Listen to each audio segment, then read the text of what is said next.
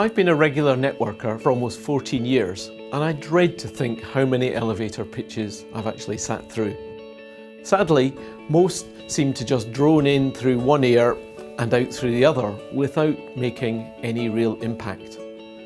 Over the years, I have identified a number of common speaking mistakes, particularly pertaining to elevator pitches. So here they are, along with some simple suggestions to put an end to them. The first is the premature pitcher. People often start their elevator pitch with their name, company name, and what they do. The problem with these characters is that they start speaking immediately, usually as they are starting to stand up and before the audience are really listening to them. It's a fact that it usually takes us a few seconds to tune in to a speaker's voice before we start to really understand what it is that they're saying. As a result, those first few important words are missed by most of the audience, and a vital opportunity is lost.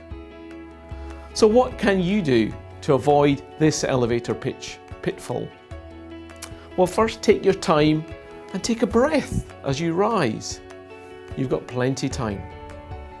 Don't start speaking until you have stood up and made eye contact with your audience.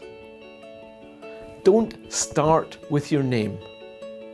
Make a comment, share a brief anecdote, or pose a question first. Something that allows the audience to tune in to your voice before you give them the important information such as your name and your business details. The next common mistake is what I call the mumbler. Some networkers develop the bad habit of mumbling their way through their entire elevator pitch. Audibility and clarity of speech are essential for understanding. The poor old mumbler fails not because of poor content, but because much of their content simply can't be heard or made out by their audience.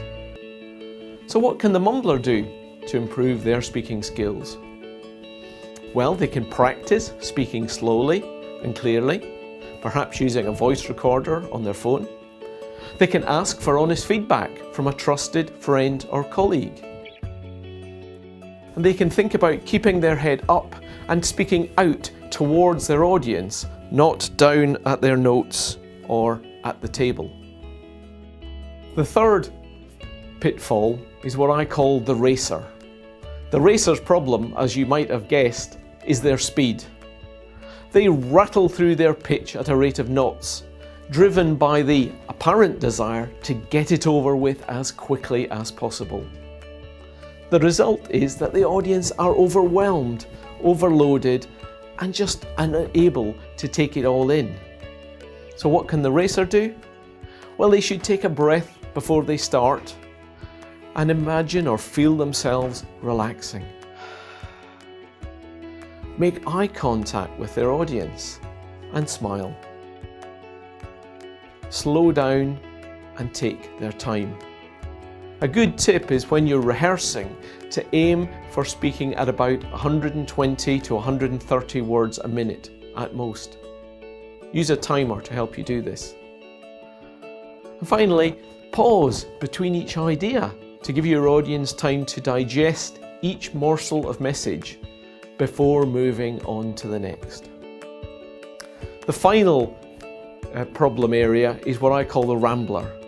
The Rambler's problem is that they have no idea what they're going to say before they open their mouth to speak. The result is that their message is often hard to follow, illogical, and downright boring. This type of speaker is also prone to overshooting their allotted time, a habit which is disrespectful both to their audience and to the other speakers that have to follow them. So here are some simple tips for ramblers. Start by asking yourself, what do I want my audience to remember after my elevator pitch? Then plan an outline of your pitch in advance. Remember, proper planning prevents poor pitches and presentations. Aim to stick to time.